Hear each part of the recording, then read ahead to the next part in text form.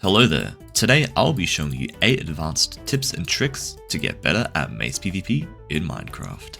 The first tip is when you are having a ground fight, aim for their scrumptious toes. When you enter elytra mode, your hitbox is moved onto where your feet are, meaning that if you are fighting someone, having your crosshair placement on their feet constantly makes it a lot easier to hit them if they try to run away with their elytra, which could give you a free kill or totem pop. The second tip is to utilize dive bombing a lot. Since 1.21.1 makes your momentum not cancel out with pearling anymore, dive bombing becomes a very overpowered move for getting free pops. In higher tier mace fights, this is abused a lot, and learning it yourself could definitely boost your mace quick dropping ability. However, it is still a hard maneuver, because you go so fast, but the difficulty is definitely worth the reward. The third tip is when you are exchanging hits with someone in this kind of fight, when you're trying to get the higher ground, breaking their shield while boosting yourself upwards is a good move that gives you a significant advantage in the encounter. The fourth tip is to utilize small wind boosts in ground fights to surprise your enemy. When you're having a ground fight, it can be like axe and shield in the way that it's basic fighting with a shield, but also how any wrong move could cause you to lose the encounter. One thing in ground fights that can catch your opponent off guard is boosting yourself a small amount to deal a much deadlier piece of damage, most likely one-shotting your opponent if you have already been exchanging hits. The way you do this is by boosting yourself up with a wind charge, but not jumping at all when you do it. Although it's easy to dodge this, if you can land a shot onto your opponent when they are caught off guard, it can definitely win you the round. The fifth tip, which is specifically for playing Drain, is to always wait for the other person to act first. Playing passive like this allows you to save wind charges because it takes much more resources for someone to be charging at you in Mace compared to just sitting around and waiting for them to come to you. This allows for opportunities like body purling and more ground play, which uses less wind charges, which is perfect for staying resource efficient.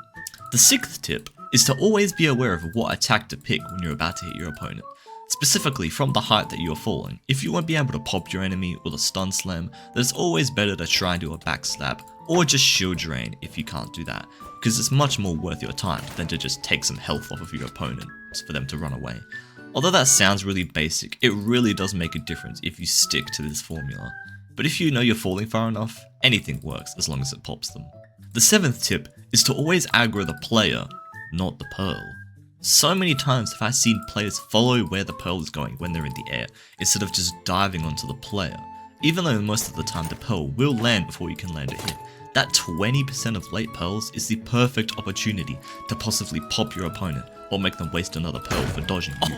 There's simply no benefit to going for the pearl other than finding your opponent faster. It's only better when you're actually above where the pearl is going to land, where you can dive onto that instead. And the final tip is simply how to properly boost up with an elytra. For maximum boosting ability, you should look straight down just as you are going to touch the ground, and boost up and spam space at the same time. Adding this with momentum can make you go really far and high up. For playing without an elytra, the timing for boosting up is relative to what your ping is, meaning that if your ping is below 40, you can just press space and right click at the same time to boost up maximum.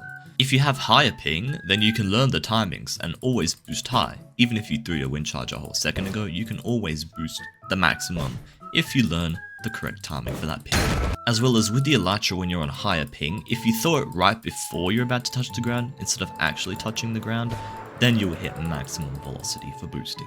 And that's really all the cool tips I've saved for you today. Like the video for the algorithm and comment what type of video I should make next. Like, seriously, I'm out of ideas. And of course, God bless and have a good day.